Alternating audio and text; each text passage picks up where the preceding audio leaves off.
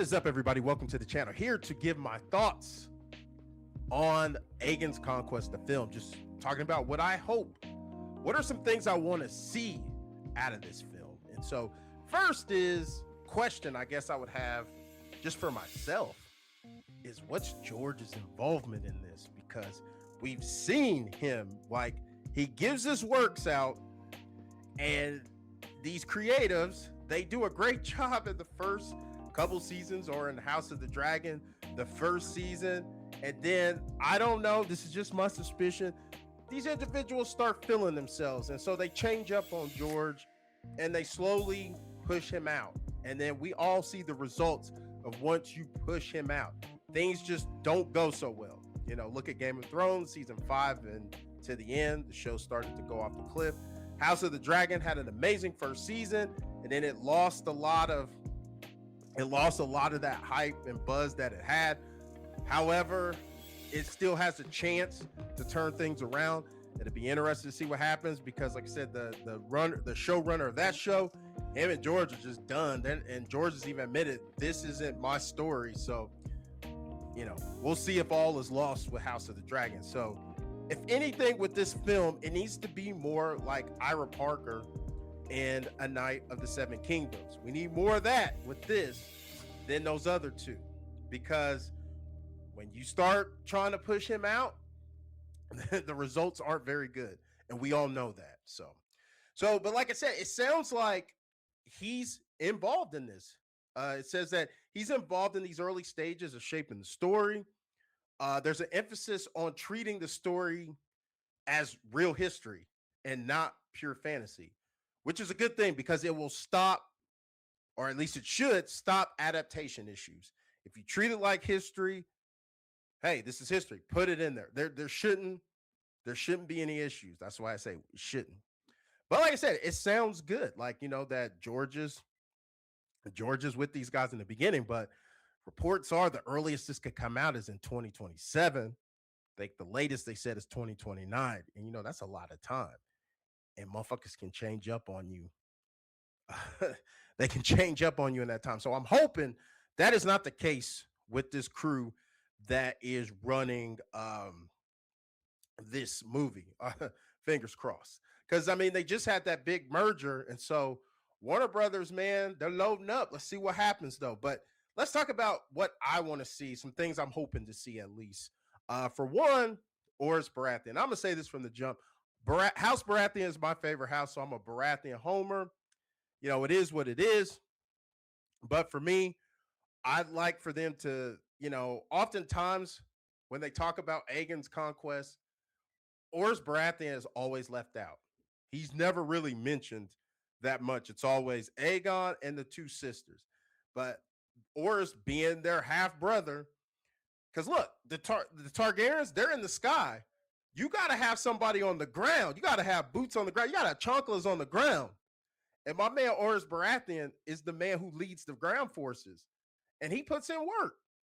You know, I'm just saying. I mean, I hope they kind of expand on that, and also the fact that I feel that his character is probably the only person who Aegon can truly be himself. Like, as far as like not being a lord, not being a king, not being a husband, just chilling, just being like who he chills with. And I believe it's got to be Oris.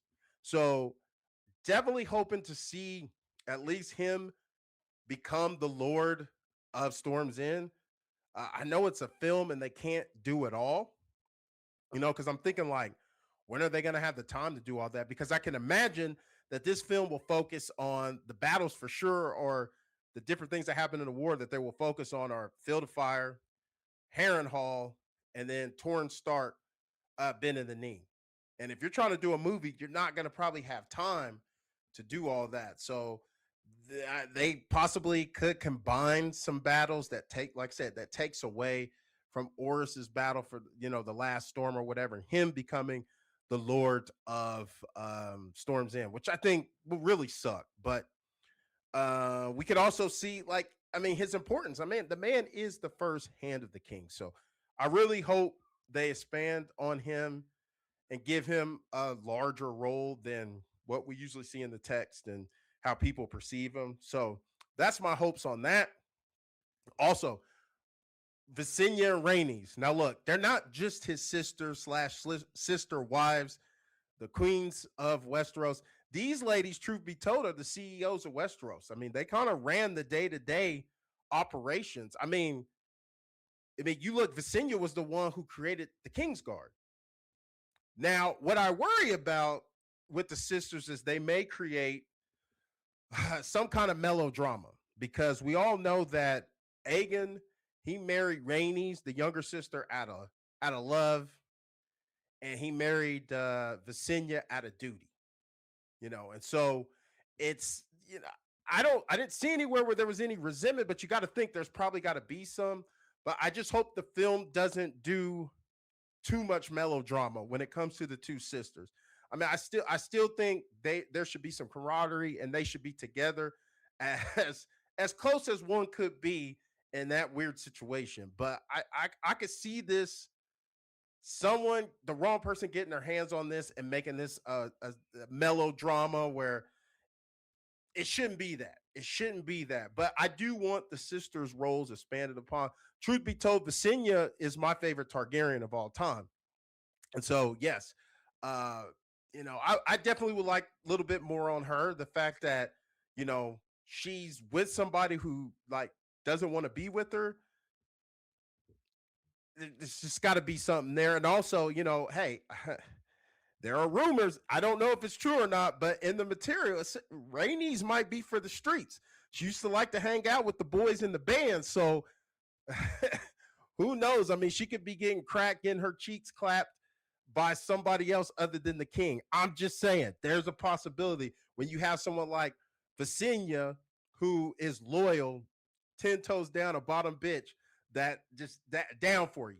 That's very hard to find in this world. It is. It's very hard to find in this world. And so it'll be interesting to see how they play that out. I'm just saying. I'm just saying. Also, something else I want to see. Now, look, when we hear now they changed Aegon's reasonings for taking Westeros. Before my man was coming in like Benny Siegel from State Property. You either get down or you lay down. He was just coming in. I'm taking over. If you don't, I'm gonna burn your shit down.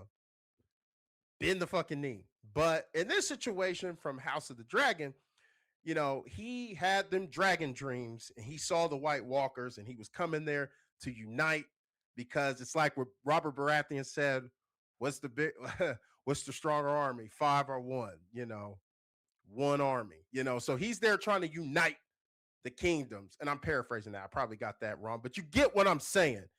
United is stronger than a bunch of, different kingdoms, which Westeros was.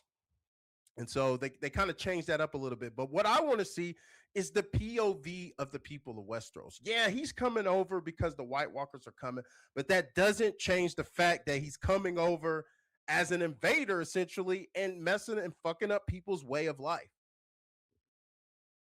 I feel there has to be some kind of POV. We got to see the POV of the people that are already there because they may not want that. I think most people don't want that. If you don't believe me on just how the Targaryens are, look what Raymond Fossaway said in A Night of the Seven Kingdoms. And that was probably, I want to say at least 150 years post when Aegon took over.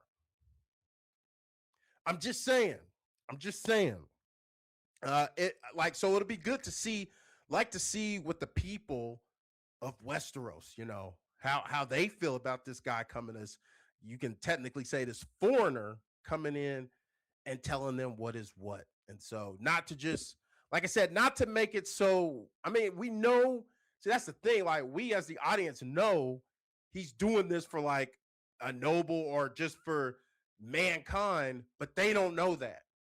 They don't know that. He's just coming over. So I'm sure because it's going to be interesting how they do this, because if he comes over there saying, I'm doing this because of the White Walkers, no one's probably going to believe him except those up north. And maybe that might be ultimately the reason why Torrhen bends the knee, because he's like, this guy, he understands the threats that we have up north, because a lot of times people they don't care about what goes on up north. Everybody down south, the Northerners, y'all stay over there with that White Walker mess. Ain't nobody seen no White Walkers. Those are just stories you tell kids, wayward kids, to get them to go to sleep at night or some shit. Like this, they're not real. So, you know, or like what in the books, it's just the sight of fucking dragons and the results of the field of fire where they go, it ain't shit. I don't want none of that. I don't want none of that. So yeah, like those are kind of my thoughts about the upcoming film. It'll be interesting how this goes. I mean, budget, what are they looking at? I mean, with something like this, it's got to be at least $200 million. And I mean, I don't know if they're just going to make this one film or is this going to be multiple films, because the whole Conquest, I think it was over within a year and a half. It no, no more than 2 years, but I think it was a year and a half, 18 months, and the war was over. He was the king, and everybody bent the knee, or they were turned into fucking ashes. So, but yeah, guys, those are just my thoughts over the announcement. Like, I know it's been, I don't know, about 2 weeks, but I just thought I'd give my thoughts.